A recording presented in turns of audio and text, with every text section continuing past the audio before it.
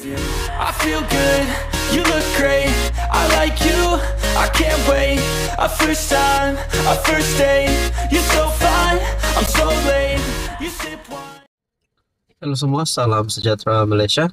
Selamat datang ke channel Fels Lifestyle. Tuan-tuan dan puan, ramai yang masih tertanya-tanya, bilakah Raja Pasir Selangor ditangkap?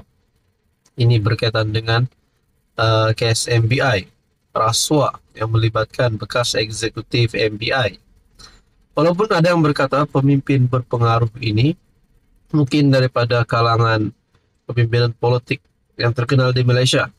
Kita pun tak tahu dari parti mana, dari blok kerajaan ataupun pembangkang.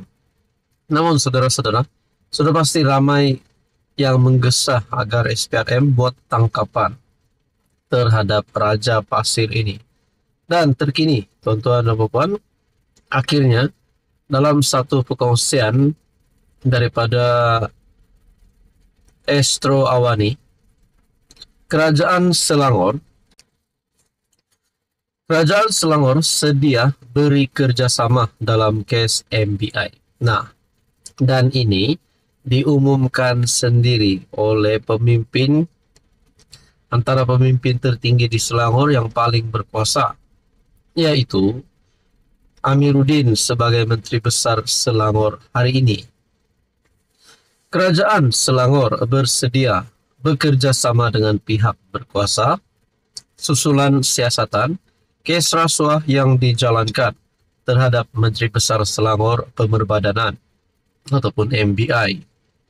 Menteri Besar Datuk Seri Amiruddin Syari'i berkata, sehubungan itu semua pihak diminta tidak mengeluarkan kenyataan bersifat menuding jari atau yang boleh mengganggu siasatan pihak berkaitan bagi memastikan ia berjalan dengan lancar. Siasatan terhadap institusi negeri ini memang kita sangat terbuka dan agensi penyiasat diberikan ruang dan kerjasama yang sangat baik oleh negeri dan juga agensi kerana siasatan juga akan menjamin integriti terus bertahan dalam institusi seperti MBI. Kalau ada kesalahan prosedur, kita betulkan prosedur. Tetapi kalau yang melibatkan jenayah, itu tindakan selanjutnya pihak berkuasa yang berkaitan. Itu di luar bidang kuasa negeri, kata Menteri Besar Selangor. Amiruddin yang juga pengerusi MBI berkata, bermula pada 2019, pihaknya telah memperketat prosedur operasi standard dalam menguruskan badan yang bertanggungjawab, menguruskan pelaburan dan perniagaan negeri itu bagi menjamin tata kelola yang baik. Ini adalah satu bukti kepimpinan daripada PH, itu Menteri Besar Selangor sendiri, antara contoh kepimpinan yang kita rasa boleh diteruskan bagi penggal yang seterusnya. Adakah ini bermakna Azmin Ali dah tak ada harapan lagi nak jadi Menteri Besar? Nah, saudara-saudara, berbalik kepada kes ini, akhirnya Kerajaan Selangor memberikan kerjasama dalam kes MBI. Nah, agak-agaknya siapa ahli politik berpengaruh yang terlibat dengan kes ini? Tuan-tuan, sekian saja. Tuan-tuan dan puan yang amat dihormati, ini satu lagi berita yang pasti bagi saya mungkin agak memalukan sedikit. Adakah sebenarnya kepimpinan pembangkang ini takut dengan Anwar Ibrahim? Adakah sebenarnya kepimpinan daripada Perikatan Nasional ataupun pembangkang ini sebenarnya tidak berani untuk bersemuka, apatah lagi berdebat dengan Anwar Ibrahim, apatah lagi di dalam sesi soal dan jawab? Nah, mungkin itu menjadi pertanyaan kepada setengah orang. Saudara-saudara, ini perkongsian daripada Harapan Daily bertarik 29 Oktober.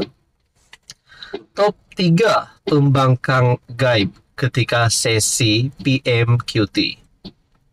Kelibat top 3 pembangkang termasuk ketuanya, Datuk Seri Hamzah Zainuddin, tiada dalam sesi waktu pertanyaan Perdana Menteri PMQT di Dewan Rakyat pagi tadi.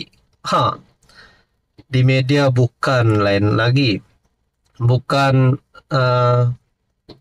sampai nak kecam Anwar Ibrahim, cakap itu ini, malukan Anwar Ibrahim, serang PMX di media sosial. Tapi kenapa sesi waktu pertanyaan-pertanyaan Perdana Menteri, yaitu PMQT, kenapa ada berita begini pula? Top 3 pembangkang gaib ketika sesi PMQT. Siapa lagi dua itu? Dua lagi wakil rakyat Perikatan Nasional yang gaib di parlimen hari ini. Kalau nak cakap Hadi Awang, sebelum ini pun kita sudah dengar. Beliau memang beberapa kali tidak menghadirkan diri di dalam parlimen.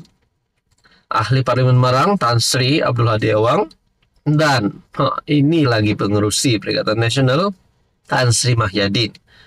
Kedua-dua mereka masing-masing Presiden PAS dan Presiden Bersatu.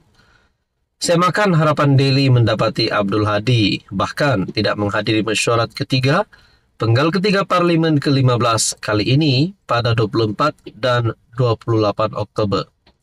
Hari ini lebih mengejutkan, hampir semua kerusi utama di bahagian depan blok pembangkang didapati kosong. Ini mungkin satu perkara yang memalukan. Jadi bagaimana dengan pengundi? Bagaimana dengan rakyat Malaysia? Apa komen Anda sekiranya Anda sudah mendapati bahwa top 3 ini tidak hadir sesi PMQT, dan juga di dalam kenyataan ini lebih mengejutkan, hampir semua kerusi utama di bahagian depan blok pembangkang didapati kosong. Macam mana nak jadi kerajaan kalau begini? Macam mana nak tumbangkan Anwar kalau hadir di parlimen pun? Kepimpinan utamanya pun saja tidak hadir semua. Rata-rata menyifatkan pembangkang gagal memanfaatkan peluang bersemuka secara langsung dengan PM semasa sesi PMQT dalam mengangkat suara rakyat. Antaranya pengguna X, Amir Hamzah, menulis pembangkang sebagai hanya bercita-cita besar mahu menjadi pemerintah. Ada juga berpendapat jika berada di barisan belakang dalam blok pembangkang, pastinya malu setiap kali hendak berhujah melawan PM. Bos-bos aku tak muncul nak lead dalam parlimen, malu. Tapi itulah pembangkang tidak otak, kecam Draft Ramon. Sikap pemimpin utama pembangkang yang tidak menghadiri sesi PMQT dianggap sebagai hanya baling batu, sembunyi tangan. Ketidakhadiran top 3 pembangkang dianggap bukti bahwa blok oposisi sekarang gagal melaksanakan peranan mereka sebagai semak dan imbang. Saudara-saudara, ini pasti satu berita duka cita untuk kepimpinan pembangkang.